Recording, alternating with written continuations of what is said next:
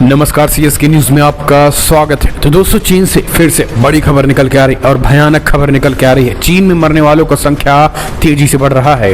दरअसल आपको बता दें, भारी बारिश की वजह से जिस तरीके से महाप्रलय चीन में इन दिनों आया हुआ है, उसके बाद से चीन पूरी तरीके से चप्पा चप्पा हम कह सकते हैं कि उखड़ रहा है। चीन की जो इकॉनमी है पूरी तरीके से ढह रही है। जिस तरीके से भारी बारिश में वहाँ के भारी भरकम बिल्डिंग ढह रही हैं, जिस तरीके से वहाँ की गाड़ियाँ ताश की पत्ते की तरह बह रही हैं, उसी तरीके से चीन की जो इकॉनमी है वो ढह रही है। चीन में हालात आज ये हो चुके हैं कि लोग, पानी इतना भर चुका है घरों में कि लोग भूखे मरने को पूरी तरीके से मर रहे हैं। जी हाँ, जो टॉप 5 फ्लोर के ऊपर रह रहे हैं घरों में, यानी 5 से 6 के 7 के ऊपर फ्लोर में रह रहे हैं, वो अब भूखे मर रहे हैं। हालत यह है कि भारी बारिश की वजह से लोग जहाँ एक तरफ बाढ़ और त्रासदी की वजह से मर रहे, महामारी की तरह मर रहे हैं, तो वहाँ पे अब इतने भयंकर बाढ़ आ चुके हैं कि लोग अब ऊपर रह रहे हैं। खाने पीने का सामान खत्म हो चुका है। जी हाँ, बहुत बड़ी अपडेट निकल के आ रही है। हम आपको ये बता रहे हैं कि खाने पीने का भी सामान खत्म हो चुका है लगभग, और लोग अब इस तरीके से, चीन की जनता में गुस्सा भी बढ़ रहा है, क्योंकि आपको बता दें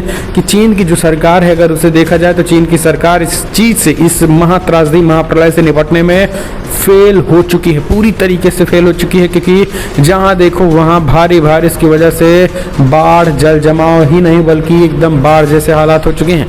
आपको बता दें, इसका जो सबसे ज़्यादा असर देखने को मिला है, अब चीन के कई प्रांत में फैल चुका है। बीजिंग में भी धीरे धीरे मरने वालों की संख्या बढ़ती चली जा रही है। हेनान प्रांत की बात छोड़े, हेनान प्रांत में सबसे ज़्यादा हजारों लोगों की मौत हो चुकी है, जबकि चाइना अब इन बाढ़ की वजह से हो रही मौतों को भी छुपा रहा है। चीन दरअसल इन चीज को छुपाता आता रहा है। इसको देखते हुए अमेरिका कि खास करके कई पत्रकार और यूरोपीय देशों के पत्रकार इस चीज की जानकारी लेने के गए थे, तो उनको भी वहां पर एक तरीके से टॉर्चर किया जा रहा था। अभी की जो करंट सिचुएशन वो हम आपको बता दें कि कई ऐसे प्रांत हैं जहाँ पे चीन की हालत खराब है। अगर हेनान प्रांत की बात करें तो हजारों लोगों की मौत हो चुकी है, जबकि हजारों क्या लाखों लोग बेघर हो चुके हैं। यानी उनके घर को उनके एक जगह से दूसरी जगह तक उनको विस्थापित किया गया है, पलायन किया गया है, पलायन करने पे मजबूर हो चुके हैं। हालत ये हो चुकी है कि आज इतनी खराब सिचुएशन हो चुकी है कि पूरा का पूरा जाम जैसा सिचुएशन लग चुका है, और ताश के पत्ते की तरह गाड़ियां बहती नजर आ रही हैं। सबसे बड़ी बात तो यह है कि डैम, 1 दर्जन करीब डैम ही टूट चुके हैं। चाइना जिस तरीके से मानव निर्मित डैम बनाते हैं, वो एक तरीके से अब चाइना पर ही भारी पड़ता नजर आ रहा है। यानी प्रकृति के साथ खिलवाड़ कुल मिलाकर अगर कहें तो चीन पर भारी पड़ रहा है। और इकॉनमी जो अपनी अर्थव्यवस्था को लेकर पूरी दुनिया में ढिंढोरा पीटने वाला चाइना को इस बीच अर्थव्यवस्था ढहती नजर आ रही है। तो एक वैज्ञानिक और एक अर्थशास्त्री ने बताया है कि जितनी चीन की अर्थव्यवस्था कोरोना काल में नहीं ढही थी, उतना इस 15 दिन के वहाँ बाढ़ और भारी भीषण बाढ़ की वजह से ढह चुका है।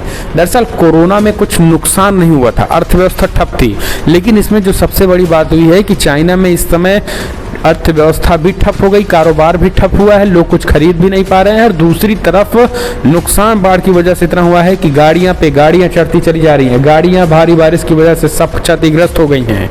बिल्डिंग के बिल्डिंग जमींदोज हो जा रहे हैं, यानी ताश की पत्ते की तरह ढहती नजर आ रही हैं चाइना की बिल्डिंगें।